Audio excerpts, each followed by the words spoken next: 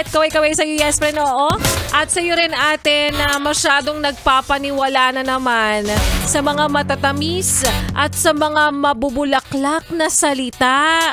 Nako, sinasabi ko na nga sa'yo, paulit-ulit naman tayo ate.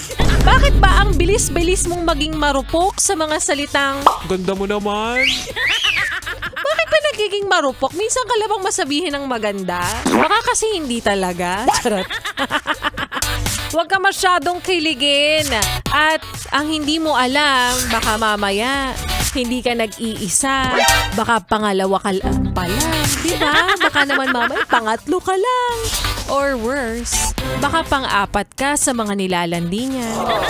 Pero sa totoo lang, alam mo, ang hirap-hirap talagang magtiwala, magmahal sa mga tipo ng taong may history na. Diba? At first talagang parang, Grabe, ang cute niya, no? ganyan pa yung mga salitaan mo, pero nung nalaman mo, Alam mo ba, ano yan eh? Niloko niya yung jowa niya. kaya wag ka nagpapadali.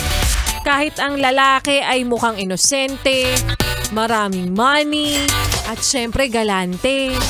Dahil naniniwala pa rin ako. Tsaka mo na sabihing nasa'yo ang lahat pag nasa'yo na ako. Napayes ka ba? Sa napanood mo, yes friend? Alam mo na ang gagawin mo, ha? Hit like and subscribe. And click the notification bell para ma-update ka namin. Kung gusto mo, mag-comment ka pa. Hindi ka namin iisnabin. Go, yes, friend!